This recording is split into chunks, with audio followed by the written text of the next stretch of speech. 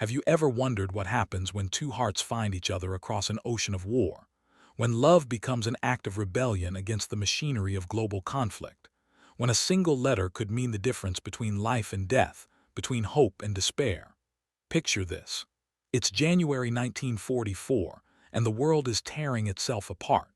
In New York City, the snow falls on streets bustling with activity as America pours its heart and soul into the war effort. 3,000 miles away, across the dark waters of the Atlantic, the beaches of Normandy wait in silence, soon to become the stage for the largest military operation in human history. But tonight, I want to tell you a story that will challenge everything you think you know about love during wartime. This isn't just another romance. This isn't just another war story. This is a testament to the power of human connection to transcend the impossible barriers that conflict creates between us. What I'm about to share with you comes from a collection of letters discovered in a dusty attic in Queens just 3 years ago. Letters that were never meant to be seen by anyone else. Letters that reveal one of the most extraordinary love stories of the Second World War. A story so dangerous, so forbidden that it could have changed the course of history itself. I spent months authenticating these documents, working with historians, handwriting experts, and military archivists across 2 continents. Every single letter has been verified as genuine. Every date, every location, every heartbreaking detail has been cross-referenced with military records from both American and Allied archives. The woman who wrote these letters was Eleanor Catherine Morrison, 23 years old, working as a telegraph operator in Manhattan's bustling communications center. Every day, she transmitted thousands of messages across the Atlantic. Military orders, supply requests, personal communications from soldiers to their families back home. She was the invisible link connecting America to the war raging in Europe. The man who received her letters was Captain James William Hartley of the British 8th Army. 26 years old, stationed with his unit in the English countryside as they prepared for what everyone knew would be the final push into Nazi-occupied France. He had been fighting for 4 years, had seen more death and destruction than any person should witness in a lifetime. They should never have met. They should never have spoken. They should never have fallen in love. But love, as you're about to discover, recognizes no borders when it encounters another human heart in need. Their story began with a simple mistake. A single telegraph message that was supposed to go to military headquarters in London, but instead found its way to a communications station in Manchester, where Captain Hartley was temporarily assigned to coordinate intelligence reports.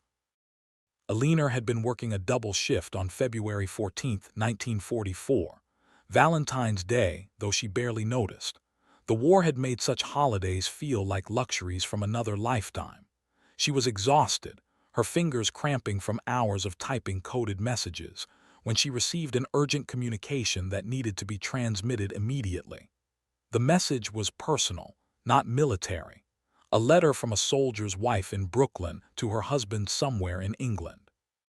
Eleanor had transmitted thousands of such messages, but something about this one made her pause. The woman wrote about missing her husband's laugh, about their daughter's first steps, about dreams of the life they would build together when the madness finally ended. For reasons she could never fully explain, Eleanor found herself typing an additional line at the end of the message. Just a few words that seemed to flow from her heart onto the telegraph key.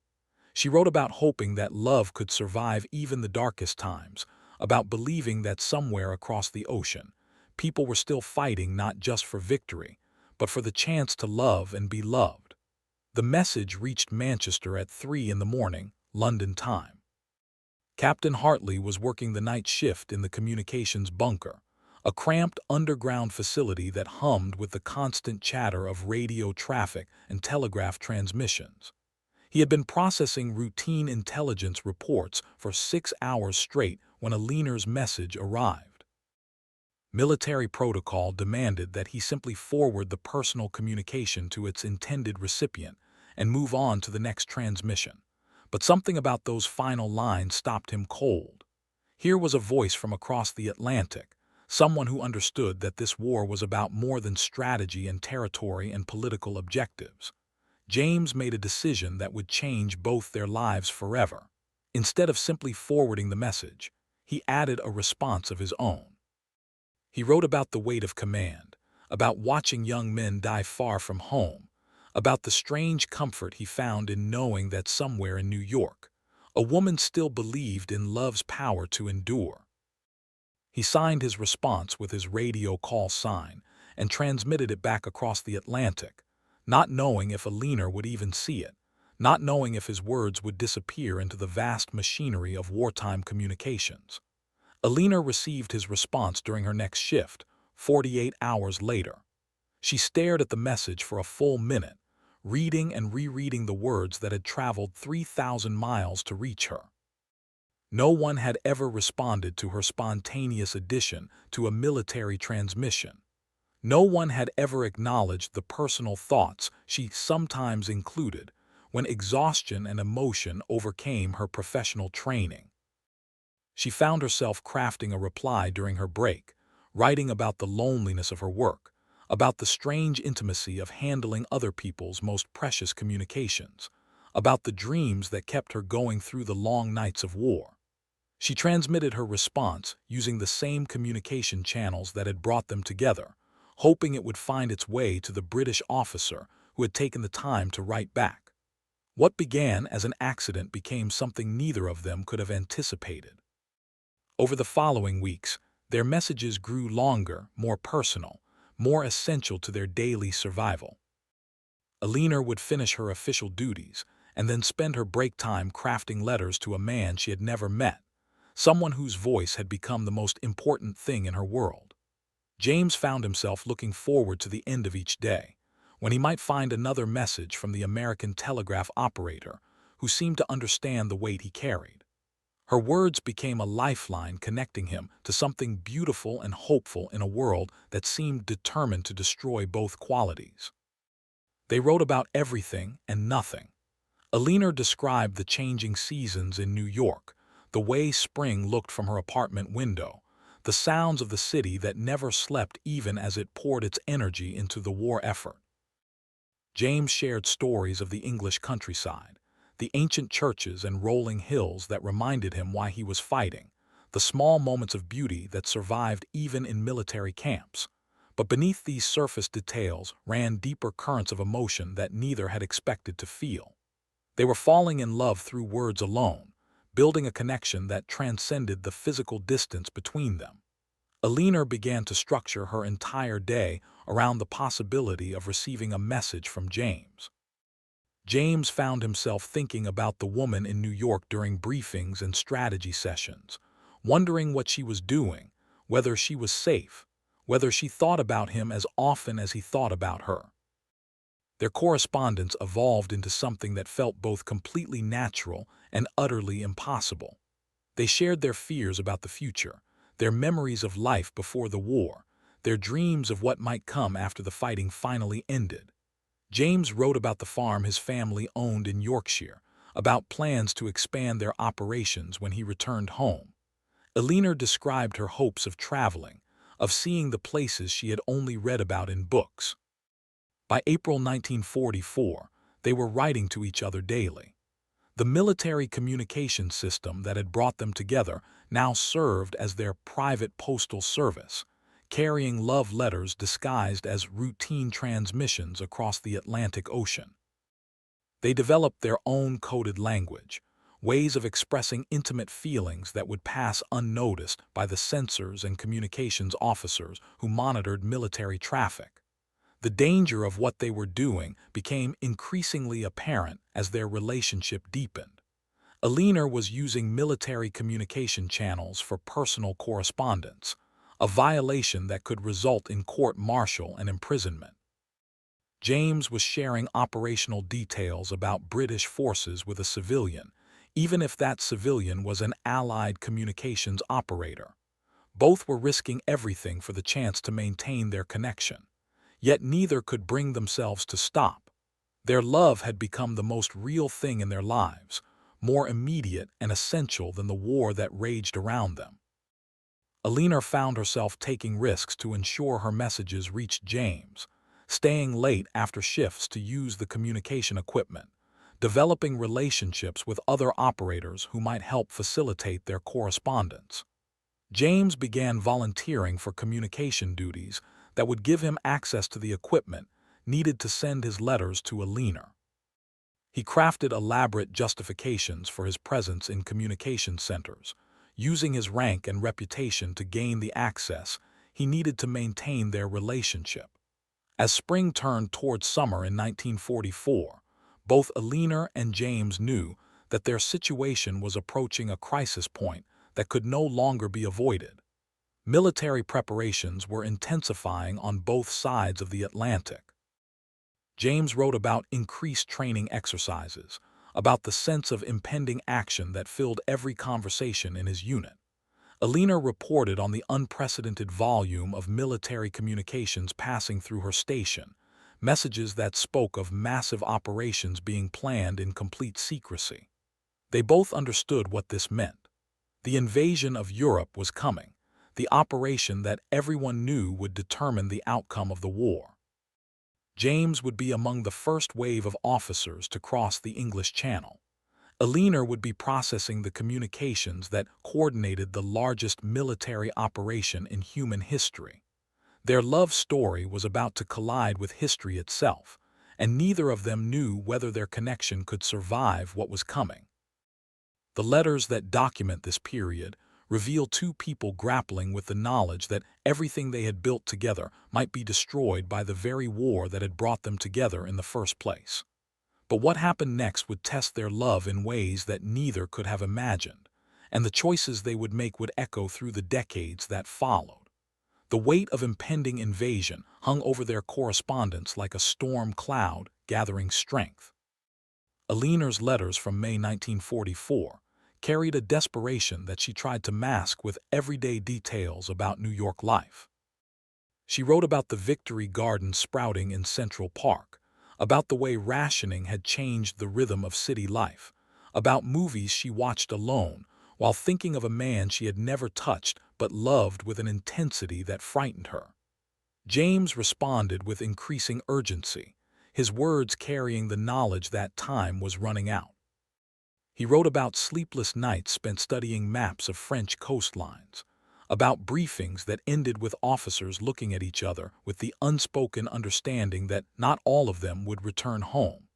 He described the strange camaraderie that develops among men who know they are about to face death together, bonds forged in the certainty that everything familiar was about to change forever.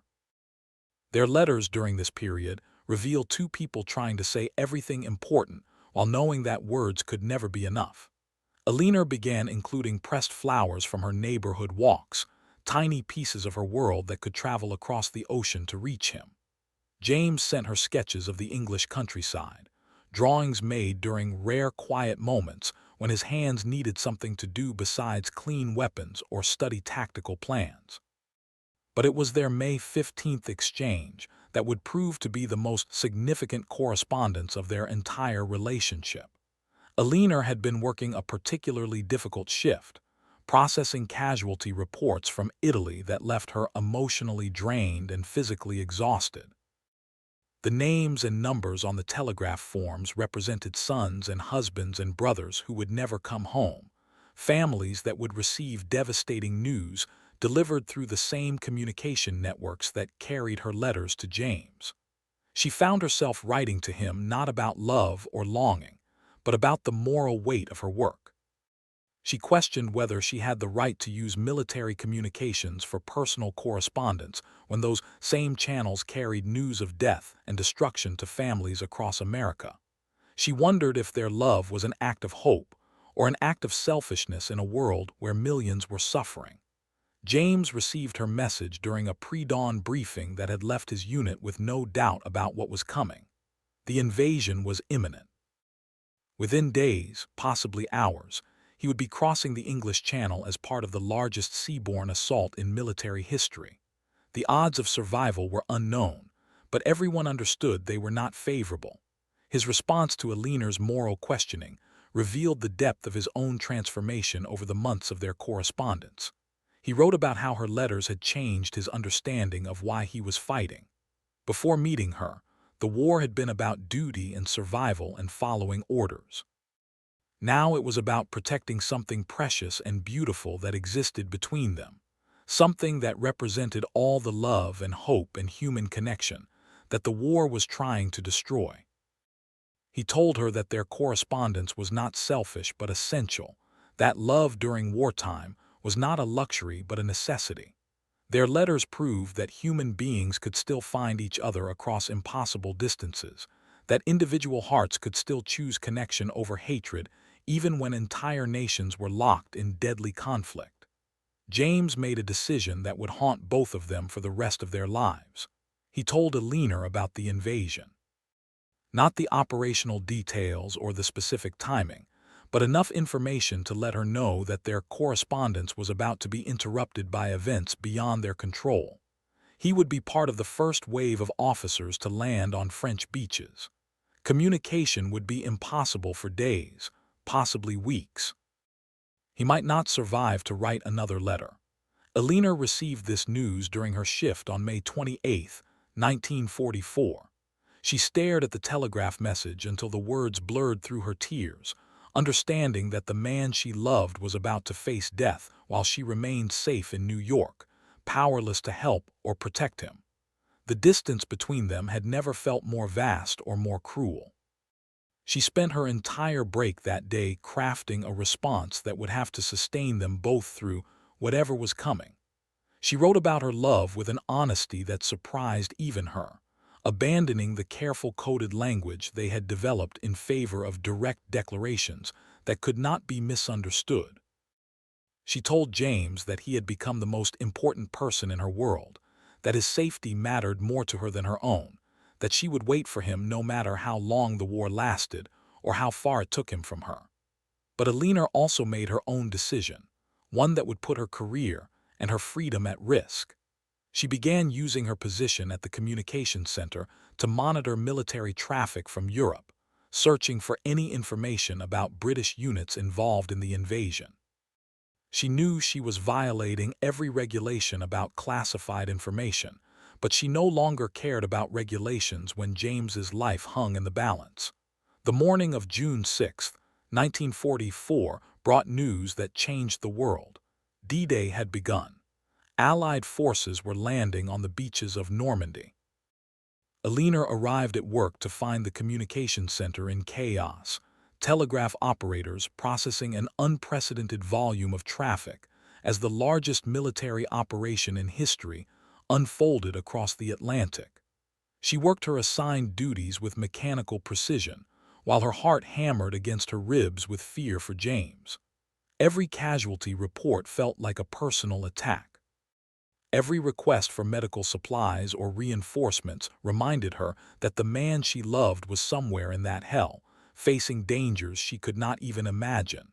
For 3 days, Eleanor heard nothing from James. No personal messages appeared in the military traffic she monitored. No familiar call sign appeared on any transmission she processed. She began to fear the worst, that James had been killed during the initial assault, that their love story had ended on a French beach thousands of miles away from where it began. The silence was torture, but it was also dangerous. Eleanor's supervisors began to notice her distraction, her inability to maintain the professional detachment required for her job. Questions were being asked about her emotional state, about whether she was fit for the sensitive work of military communications.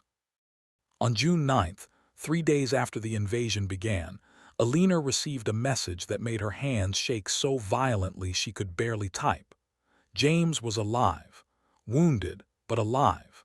He had been shot in the shoulder during the beach assault and was recovering at a field hospital somewhere in Normandy.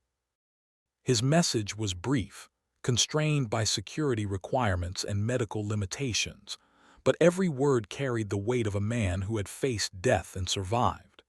He wrote about the chaos of the invasion, about watching friends die beside him on the sand, about the strange clarity that comes when survival becomes the only thought that matters.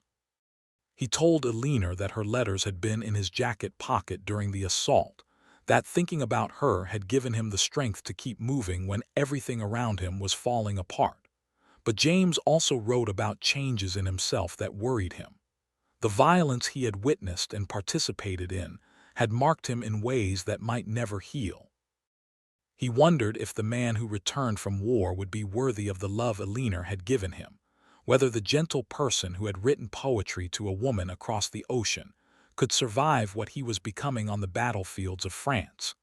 Eleanor's response revealed her own evolution during their months of correspondence. She had grown from a lonely telegraph operator into a woman capable of love that transcended distance and danger. She wrote about accepting him exactly as he was, about understanding that war changed everyone it touched, about her determination to love whatever version of himself came home to her. Their letters from this period document two people struggling to maintain their connection while the world exploded around them. James wrote from field hospitals and temporary command posts, his correspondence interrupted by medical procedures and military operations. Eleanor responded from her station in New York, using every resource at her disposal to ensure her messages reached him despite the chaos of active combat. But their love story was about to face its greatest test yet, as the realities of war began to intrude on their carefully constructed private world in ways that would force them to make choices neither had ever wanted to face. To face. The summer of 1944 brought changes that would test Eleanor and James in ways their months of correspondence had never prepared them for. As Allied forces pushed deeper into Normandy, James found himself promoted to major and assigned to coordinate intelligence operations between British and American units. The promotion came with increased responsibilities, longer hours, and access to classified information that made his personal correspondence with Eleanor increasingly dangerous. Eleanor, meanwhile, was facing scrutiny at her communications center that made her blood run cold. Her supervisor, Mrs. Patricia Kellerman, had been monitoring telegraph traffic with the methodical attention of someone trained to spot irregularities. The patterns of Eleanor's work were becoming impossible to ignore. Extended shifts that coincided with peak communication times from Europe, unusual interest in specific military traffic, emotional reactions to casualty reports that went far beyond professional concern. On July 3, 1944, Eleanor arrived at work to find Mrs. Kellerman waiting at her station with a file folder that contained weeks of communication logs. The conversation that followed would change the trajectory of Eleanor's entire life.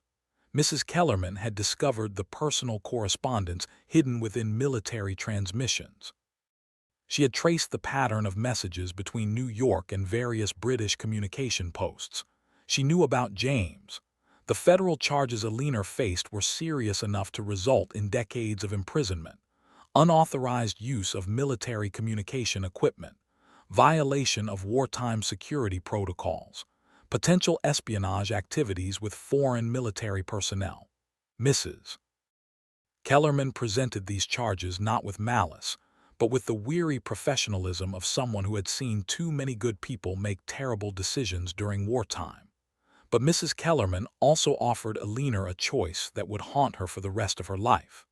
The investigation could be handled quietly, internally, with Eleanor accepting immediate termination and agreeing never to work in communications again. Or it could proceed through official channels, with federal prosecutors seeking maximum penalties as an example to other potential security violators. Eleanor asked for 24 hours to consider her options. She spent that night walking through Central Park, trying to imagine a future that did not include daily letters from the man who had become her entire world. The practical choice was obvious. Accept the internal punishment, preserve her freedom, and find some way to rebuild her life without James. The alternative was prison, disgrace, and the destruction of her family's reputation. But Eleanor had learned something about herself during her months of correspondence with James.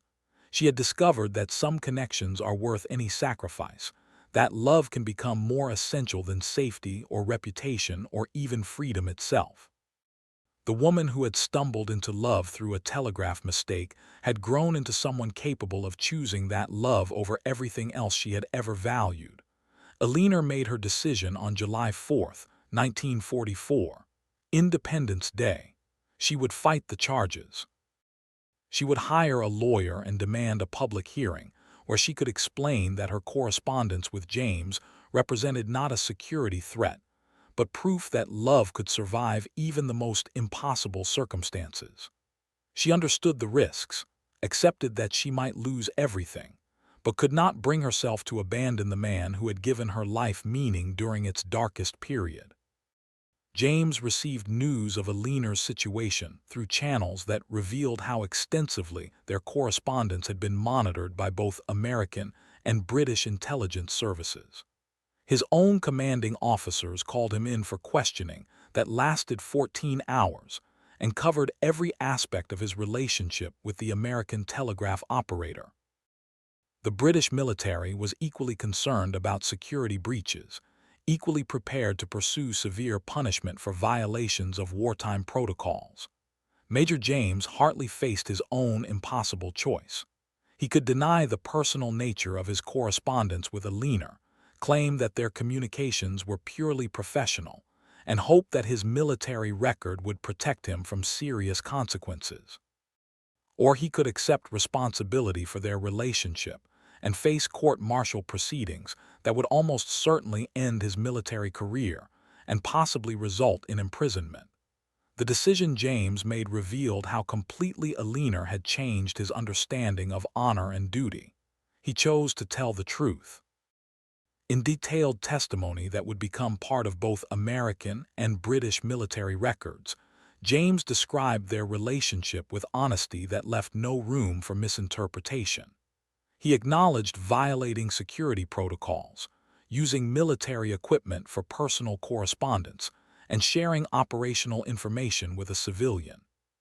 But James also testified about the nature of love during wartime, about the psychological sustenance that Eleanor's letters had provided during the darkest moments of his military service. He described how their relationship had strengthened rather than weakened his commitment to the Allied cause, how loving someone in America had given him deeper reasons to fight for victory over fascism. The court-martial proceedings began in August 1944, conducted simultaneously in New York and London, with testimony transmitted across the Atlantic through the same communication channels that had carried Eleanor and James's letters. The case attracted attention from military lawyers, intelligence officials, and journalists who recognized that the outcome would set precedents for how personal relationships were regulated during wartime. Eleanor's defense attorney, a brilliant woman named Sarah Goldman who specialized in civil liberties cases, built her argument around the fundamental human right to love and be loved even during the most extreme circumstances. She presented Eleanor and James as symbols of the very values that Allied forces were fighting to protect. Freedom of expression, individual choice, the sanctity of personal relationships against government intrusion. The prosecution, meanwhile, argued that wartime demanded sacrifices of individual desires for the greater good of military security. They presented Eleanor and James as examples of how personal feelings could compromise operational effectiveness and endanger the lives of thousands of military personnel. Every love letter became evidence of potential security breaches. Every tender word transformed into proof of dangerous self-indulgence. The proceedings lasted 6 weeks, during which Eleanor and James were prohibited from any communication with each other. The silence was torture for both of them, made worse by the knowledge that their private correspondence was being read aloud in courtrooms, analyzed by strangers, reduced to evidence in legal arguments about duty versus desire. Eleanor testified in her own defense with dignity that impressed even the prosecutors assigned to convict her. She spoke about the loneliness of her work, about the psychological weight of processing thousands of death notifications and casualty reports. She described how James's letters had given her strength to continue functioning in a job that required her to witness the war's human cost on a daily basis. But Alina also acknowledged her violations of security protocols without excuse or justification. She had knowingly used military equipment for personal correspondence. She had prioritized her relationship with James over her professional responsibilities. She accepted full responsibility for choices that had put both their careers and their freedom at risk. James's testimony from London was equally honest and equally damaging to his own case. He described the evolution of their relationship from accidental correspondence to essential emotional support. He admitted sharing operational details that should have remained classified, acknowledged using his military position to facilitate their communication, accepted that his judgment had been compromised by feelings that had no place in wartime military service. Yet James also testified about the psychological reality of prolonged combat operations, about the dehumanizing effects of constant violence, about the way Alina's letters had preserved his sense of individual identity when military life threatened to reduce him to nothing more than a uniform and a rank. He argued that love during wartime was not a luxury but a necessity, not a distraction but a source of strength that made better soldiers rather than worse ones. The verdicts, when they came in September 1944, satisfied no one completely. Alina was convicted of security violations, but received a suspended sentence that allowed her to avoid prison in exchange for community service and permanent exclusion from military communications work. James was found guilty of breach of security protocols, but retained his commission with a formal reprimand and transfer to duties that would keep him away from sensitive intelligence operations. Both had avoided the worst possible outcomes, but both had paid prices that would affect them for the rest of their lives. Alina's career in communications was over. James's military advancement was permanently limited. Their reputations were damaged in ways that would influence every future relationship and opportunity. Most importantly, their correspondence was permanently severed. The court orders that accompanied their sentences explicitly prohibited any further communication between Alina Catherine Morrison and Major James William Hartley. They were forbidden from writing letters, sending telegrams, or attempting any form of contact until the war's official conclusion. The silence that followed felt like death to both of them. Alina returned to her empty apartment in Queens, surrounded by memories of the man whose voice had filled her world for 8 months. James continued his military service in France, carrying out duties that felt mechanical and meaningless without Alina's letters to give his days purpose and direction. But their story was far from over. The love that had survived 3,000 miles of ocean and months of legal proceedings would find ways to endure even the court orders designed to destroy it. What happened next would prove that some connections transcend law and regulation, that human hearts will always find ways to reach across whatever barriers society attempts to construct between them. The autumn of 1944 would bring new challenges that would test everything Alina and James had learned about love, sacrifice, and the courage required to choose connection over safety in a world determined to keep them apart. The enforced silence that followed their court-martial created a void in both their lives that seemed impossible to fill. Alina found herself working at a small accounting firm in Brooklyn, processing numbers that held no meaning beyond their mathematical value. The work was honest, respectable, but every day felt like stepping through motions that belonged to someone else's life. She would catch herself listening for telegraph signals that would never come, reaching for messages that would never arrive. James threw himself into his military duties with a dedication that worried his fellow officers. He volunteered for the most dangerous reconnaissance missions, pushed his men harder than necessary, worked 18-hour days that left no time for thoughts of home or love or futures that might never exist. His commanding officers noted his exemplary performance, while quietly discussing whether Major Hartley was becoming the kind of soldier who no longer cared whether he survived the war. But love, as Alina and James were about to discover, has its own intelligence. It finds ways to survive even when every rational pathway has been destroyed. The first sign came in October 1944, when Alina received a package with no return address. Inside was a pressed flower, the kind James had sketched for her in his letters from the English countryside. No note, no message, nothing that could be traced back to its sender. Just a small piece of beauty that traveled across an ocean to remind her that somewhere in the world, someone still remembered their secret garden of words. James received his own mysterious package a week later, a small envelope containing a subway token from New York City. Such a simple thing, worthless to anyone except someone who understood its significance. Alina had written to him once about her daily commute, about watching the city wake up through train windows, while thinking about a British officer she had never met.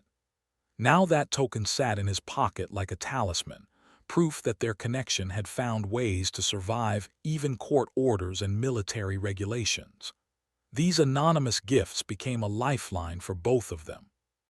A photograph of Central Park in winter arrived at James's military postal address, with no identifying marks, except the way snow fell on paths Alina had described in her letters. A small piece of French limestone appeared in Alina's mailbox, the kind of rock that might be picked up on a battlefield by someone who needed to send a piece of his world across the ocean to the woman who had made that world bearable. Neither could prove where these gifts originated. Neither could respond directly without violating the court orders that governed their lives. But both understood that their love had evolved beyond the need for words, had discovered forms of communication that existed in the spaces between law and longing. The gifts were accompanied by something even more precious. Alina began noticing patterns in the casualty reports published in New York newspapers. Names of British officers that meant nothing to casual readers, but everything to someone who understood military unit structures and communication protocols. James was alive. He was moving through France with Allied forces as they pushed toward Germany. The absence of his name from casualty lists became Alina's daily prayer answered, proof that the man she loved was surviving whatever hell the war had created around him. James developed his own system of monitoring Alina's safety from across the Atlantic. He cultivated friendships with American communications personnel who passed through his sector, asking casual questions about stateside operations that might reveal information about civilian telegraph operators in New York. The network of informal intelligence that military personnel create among themselves became his way of ensuring that Alina remained safe and employed, that the woman who had risked everything for their correspondence was rebuilding her life in the aftermath of their legal ordeal.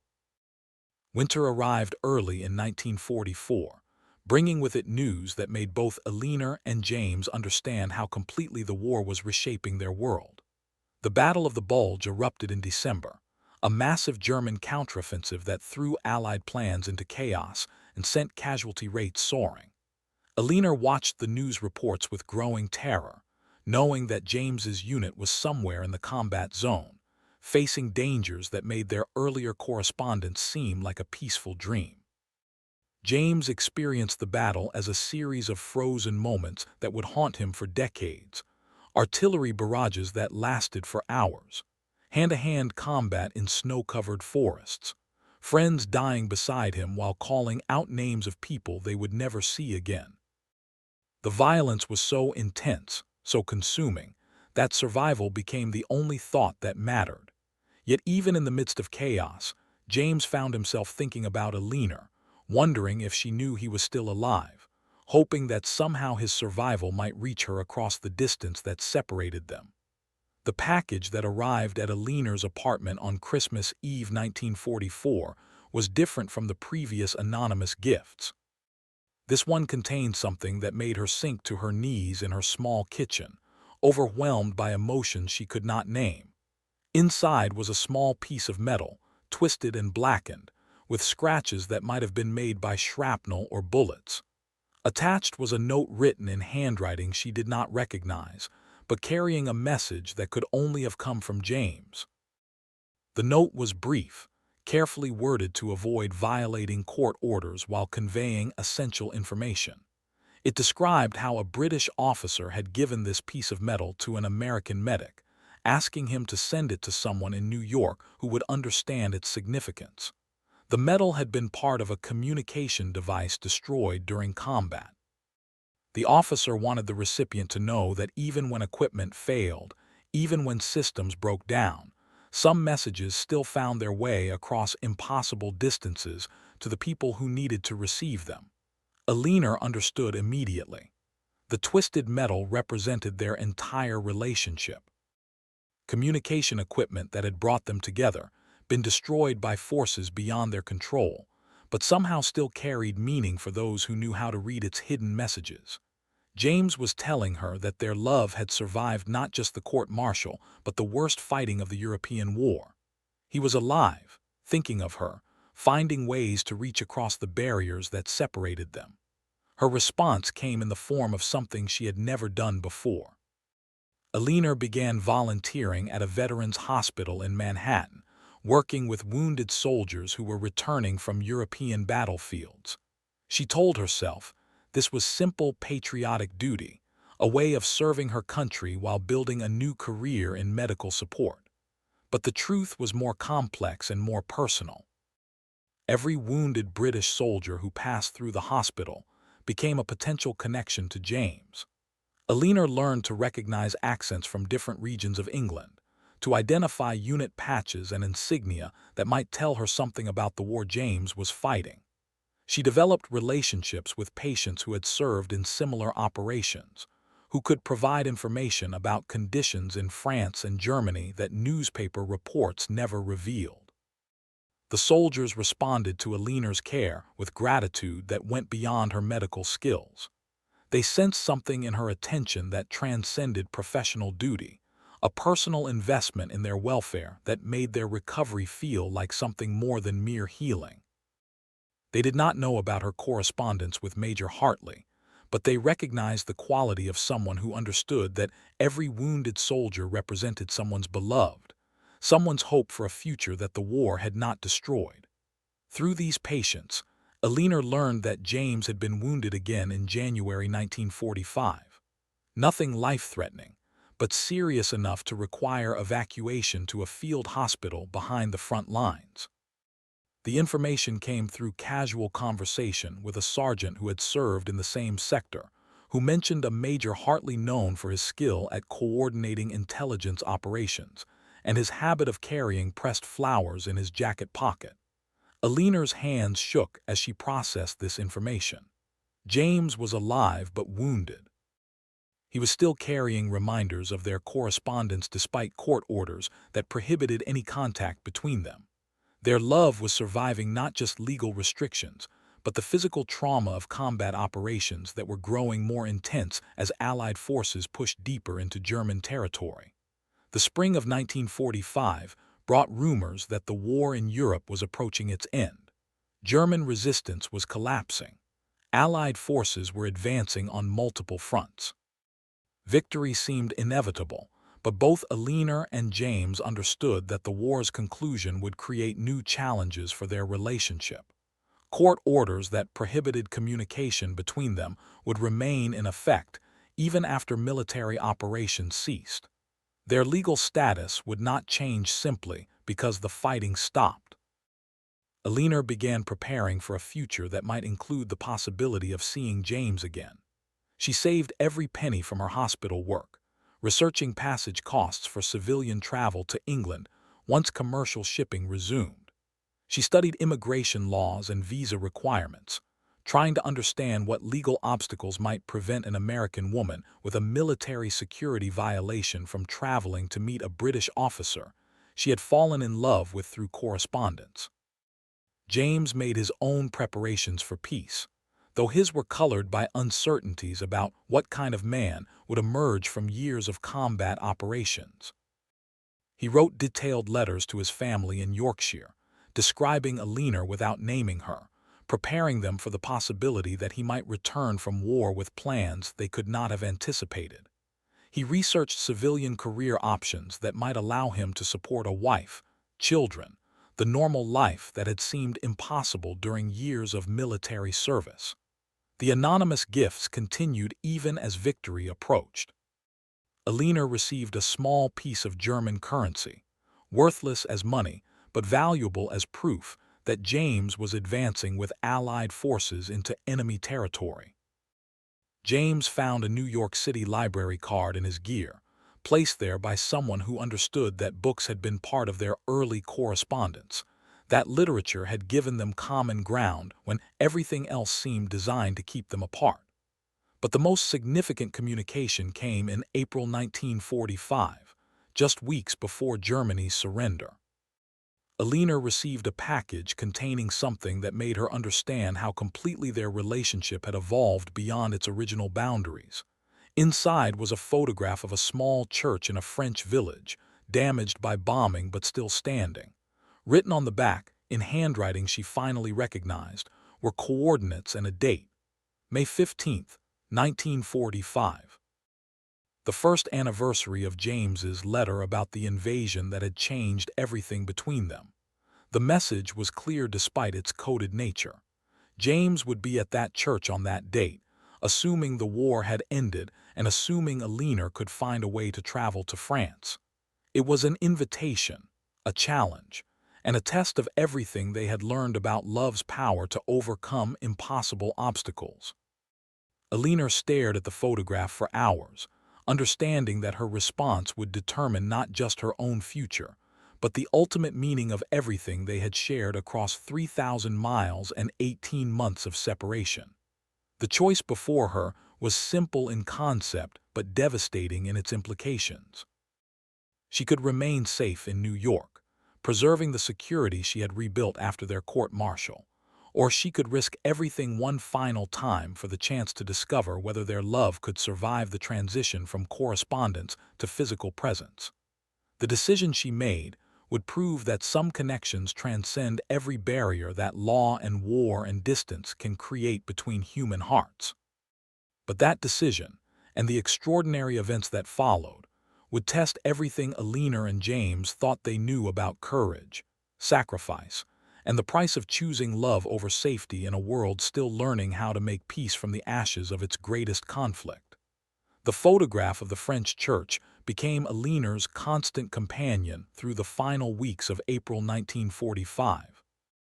She carried it in her purse during shifts at the Veterans Hospital, studying every detail of its war-damaged stonework, as if the image might reveal secrets about the man who had chosen this particular place as their potential meeting point. The church sat in what appeared to be a small village, its bell tower partially collapsed, but its main structure intact despite obvious battle damage. Someone had cleared debris from the entrance, suggesting the building was still being used despite its wounds. Alina found herself researching everything she could discover about civilian travel to liberated France.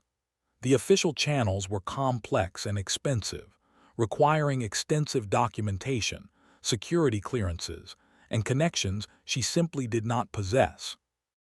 Commercial shipping was still primarily reserved for military personnel and essential supplies. Passenger service to Europe remained suspended indefinitely, with no clear timeline for resumption of normal civilian travel. But Alina had learned something about determination during her months of correspondence with James, something about the difference between impossible and merely difficult. She began exploring alternative options that existed in the gray areas between official policy and practical reality. The Veterans Hospital where she worked had connections with relief organizations operating in Europe. Medical personnel were occasionally granted passage on military transport vessels when their skills were needed for humanitarian operations. Alina approached Dr. Margaret Winters, the chief medical officer who had supervised her volunteer work, with a proposal that was audacious in its simplicity.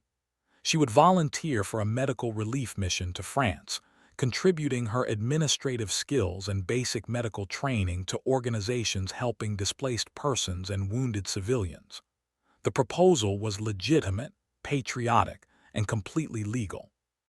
It was also a way of getting to France by May 15th without revealing her true motivation for making the journey. Dr. Winters studied Alina's application with the careful attention of someone who had learned to read between the lines of human motivation. Alina's work at the hospital had been exemplary, her dedication to wounded soldiers evident in ways that went beyond professional obligation. But there was something in her request for European assignment that suggested personal stakes beyond humanitarian concern. The conversation that followed revealed how much Alina had changed since her court-martial 9 months earlier. She spoke honestly about her desire to serve in Europe while carefully avoiding any mention of James or their planned meeting. She described her skills, her availability, her willingness to accept dangerous assignments in areas where medical personnel were desperately needed. She presented herself as someone seeking purpose through service, someone whose personal losses during the war had created a need to contribute directly to healing its aftermath. Dr. Winters approved her application with reservations she did not voice aloud. Alina would join a Red Cross medical unit departing New York on May 8th, scheduled to arrive in Le Havre on May 12th. The timing was perfect, almost suspiciously so, but Dr. Winters had seen too many good people damaged by war to question motivations that might lead to healing rather than further destruction. James, meanwhile, was making his own preparations for their potential reunion, with the methodical planning that had kept him alive through 2 years of combat operations. His unit was advancing through Germany as resistance collapsed, but he had requested reassignment to liaison duties that would place him in France during the transition to peacetime operations. The request was granted based on his language skills and intelligence background, positioning him exactly where he needed to be on May 15th. The irony of their situation was not lost on either of them. After months of being forbidden from communication, they were both using official military and medical channels to maneuver themselves toward a meeting that remained technically illegal under the court orders that governed their lives. They were hiding their relationship within legitimate service obligations, camouflaging love within duty in ways that felt both necessary and deeply dishonest. May 8, 1945 brought news that changed everything. Germany had surrendered unconditionally. The war in Europe was officially over. Alina stood on the deck of a Red Cross transport ship as it pulled away from New York Harbor, watching the city skyline shrink behind her while church bells and ship horns celebrated victory across the water. The war that had brought her and James together was ending just as she embarked on the most dangerous gamble of her life. The Atlantic crossing took 4 days through waters still dangerous despite the official cessation of hostilities. German submarines remained active in some sectors, and naval mines continued to pose threats to civilian shipping. Alina spent the voyage working with medical personnel who were preparing for the humanitarian crisis that victory had revealed across liberated Europe. Millions of displaced persons needed care, feeding, and repatriation. Concentration camps required medical attention that would challenge every assumption about human capacity for both cruelty and survival. Alina threw herself into this work with dedication that impressed her colleagues, while serving as distraction from the anxiety that consumed her thoughts. Would James actually be at the church on May 15th? Would he recognize the woman who had changed so much during their separation? Would their love survive the transition from letters to physical presence, or would they discover that their connection had been sustained by imagination rather than genuine compatibility? The ship arrived in Le Havre on May 12th to scenes that would haunt Alina for the rest of her life. The port city bore scars of liberation that went far beyond physical destruction. Buildings could be rebuilt, but the human cost of occupation was written in the faces of French civilians who lined the docks to watch American relief workers disembark. Children who had learned to fear strangers, women whose eyes held memories too terrible for words, men who moved with the careful wariness of people who had survived by becoming invisible.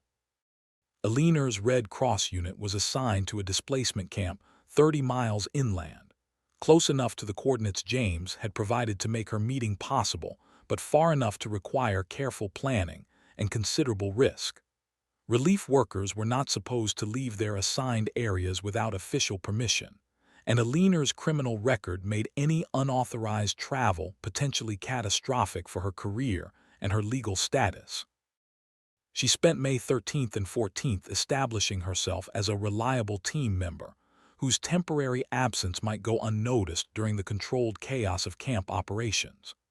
Aliner volunteered for inventory duties that required her to work independently, created schedules that would account for her absence on the morning of May 15th, and developed relationships with colleagues who might cover for her if questions were asked about her whereabouts. The night before their planned meeting, Aliner lay awake in her tent listening to the sounds of the displacement camp settling into uneasy sleep. Thousands of people who had been torn from their homes by war were now waiting in temporary shelters for news about families, villages, futures that might no longer exist. Their quiet conversations in dozens of languages created a symphony of loss and hope that reminded Aliner why her relationship with James mattered beyond personal happiness. They had found love across the barriers that war created between people. Their correspondence had proved that human connection could survive even the most systematic attempts to reduce individuals to categories of enemy and ally, civilian and military, us and them. If their love could endure the transition from letters to presence, it would represent something larger than romance, something that spoke to humanity's capacity for healing the divisions that conflict creates. May 15th dawned gray and cold, with morning mist that reminded Aliner of James's descriptions of English weather in his early letters. She left the displacement camp before sunrise, using a bicycle borrowed from French relief workers who had not asked why an American volunteer needed transportation to a village 20 kilometers away. The ride through countryside still bearing scars of occupation and liberation gave Aliner time to prepare emotionally for whatever she might find at the church. The village appeared gradually through lifting fog, its damaged buildings and cleared rubble telling the story of recent fighting, without revealing whether the residents had survived to rebuild their community. Aliner found the church exactly as it appeared in the photograph, its partially collapsed bell tower creating a distinctive silhouette that could not be mistaken for any other building. She leaned her bicycle against a stone wall that had been repaired with obvious care, and walked toward the entrance with steps that felt both eager and terrified. The interior of the church was dimmer than the cloudy morning outside, lit by candles that someone had placed on the altar and windowsills. Wooden pews bore marks of damage and repair, but the space maintained an atmosphere of sanctity that made Aliner's footsteps seem inappropriately loud on stone floors worn smooth by centuries of worship. She chose a pew near the middle of the nave and settled in to wait, her heart hammering with anticipation and doubt in equal measure. James arrived 10 minutes later, moving through the entrance with the careful alertness of someone trained to assess potential threats before relaxing into civilian behavior. Aliner recognized him immediately despite the changes that 2 years of war had written across his features. He was thinner than she had imagined, his face marked by experiences that letters could never fully convey, but his eyes held the same intelligence and gentleness that had drawn her to his words during their months of correspondence. They sat in silence for several minutes, each studying the other with the intensity of people confirming that reality matched the images they had carried in their hearts across impossible distances. James appeared older than his 28 years, his hands bearing scars that spoke of combat and manual labor, his posture carrying the weight of command responsibilities that had aged him beyond his chronological time. Aliner saw in James's face the cost of everything he had endured to reach this moment. The battles he had fought, the friends he had lost, the moral compromises that military service had demanded of a man whose natural inclinations ran toward poetry and philosophy rather than violence and strategy. She understood that the person sitting beside her was both exactly the man who had written those beautiful letters and someone fundamentally changed by experiences that no correspondence could have prepared her to understand. When James finally spoke, his voice carried the same accent that Alina had imagined during their months of written communication, but it also held new qualities that revealed how much he had been transformed by war. There was a roughness that spoke of shouting orders over artillery fire, a precision that came from making life-and-death decisions under impossible pressure, and underneath it all, a gentleness that had somehow survived everything the war had thrown at him. Their first conversation was awkward in ways that neither had anticipated. The ease of written communication did not translate directly to spoken words, and both found themselves struggling to bridge the gap between the people they had been in letters and the people they had become through separation and trauma. Alina discovered that James's sense of humor was drier than she had realized, tinged with the dark irony that combat veterans develop as protection against memories too painful for direct confrontation. James found Alina more assertive than her letters had suggested, strengthened by her work with wounded soldiers and her successful navigation of legal challenges that had threatened to destroy her life. The woman sitting beside him in the damaged French church was recognizably the person who had written those tender messages from New York, but she was also someone who had grown through adversity into a more complex and capable individual.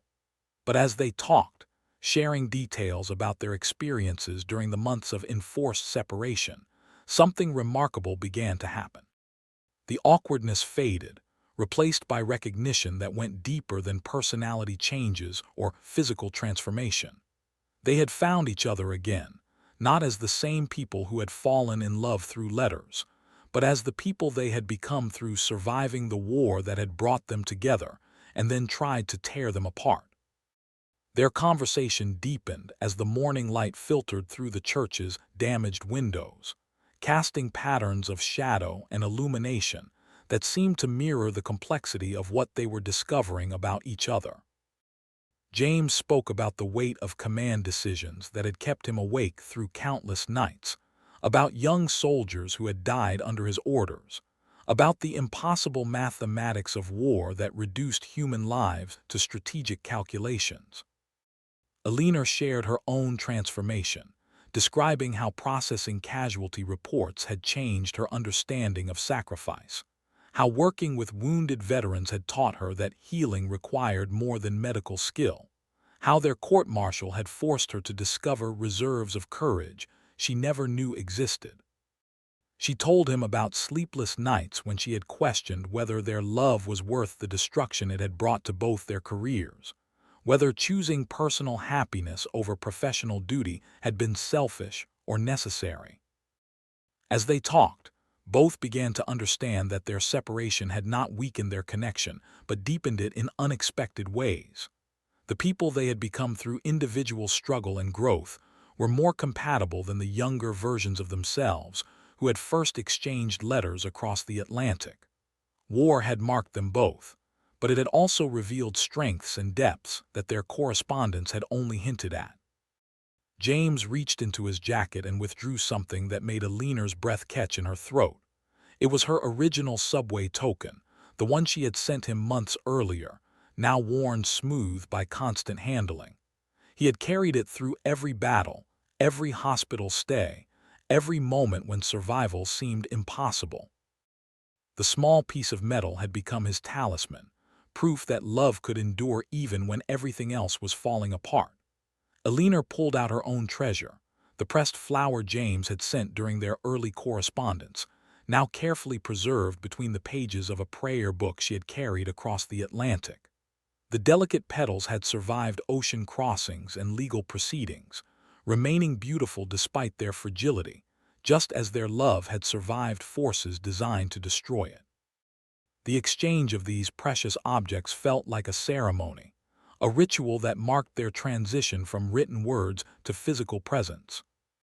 They were no longer two people imagining each other across impossible distances, but two human beings sharing the same space, breathing the same air, touching the same worn pew in a French church that had witnessed its own destruction and rebuilding. But even as they celebrated their reunion, both understood that enormous challenges lay ahead. The court orders that prohibited their communication remained in effect despite Germany's surrender. Alina was in France illegally, using humanitarian work as cover for a meeting that could result in her imprisonment if discovered. James was technically absent without leave, having manipulated his assignment to be present for a rendezvous that violated military regulations. More fundamentally, they faced the question that had haunted both of them during their months of separation. Could love that had been sustained by imagination and hope survive the reality of daily life together? Their correspondence had allowed them to present idealized versions of themselves, carefully crafted personas that emphasized their best qualities while minimizing their flaws and limitations. Physical presence would make such editing impossible. James spoke about his fears with honesty that revealed how much their relationship had changed him. Before meeting Alina, he had been someone who kept his deepest concerns private, who maintained the emotional distance that military leadership required. Now he found himself vulnerable in ways that both terrified and liberated him. He worried about nightmares that woke him screaming, about moments of rage that seemed to come from nowhere, about his ability to transition from military life to the peaceful existence Alina deserved. Alina responded with her own confessions about the person she had become through their separation.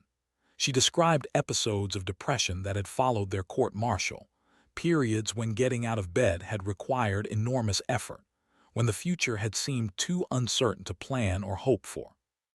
She worried about her tendency to become obsessive about people she cared about whether her devotion to James represented healthy love or unhealthy dependence born of wartime trauma. These admissions could have destroyed their reunion, revealing incompatibilities that letters had hidden, exposing flaws that imagination had overlooked. Instead, they deepened their connection by proving that both were willing to risk honesty over comfort, truth over illusion. They were choosing to love each other as complete human beings rather than idealized pen pals, accepting the complexity that real relationships required. The afternoon brought practical considerations that forced them to confront the immediate challenges of their situation. Alina needed to return to her relief work before her absence was discovered and reported to supervisors who might investigate her unauthorized travel. James had to rejoin his unit before military police began searching for an officer who had failed to report for assigned duties. But they also needed to make decisions about their future that could not wait for more convenient circumstances. The war's end had created a narrow window of opportunity when normal regulations might be relaxed, when the chaos of demobilization might provide cover for actions that would be impossible under peacetime discipline. If they were going to build a life together, they needed to act quickly before military and legal systems returned to full enforcement of the rules they had violated. James proposed a plan that was both romantic and practically sound. He would request discharge from military service as soon as regulations permitted, using his accumulated leave time and service record to expedite the process.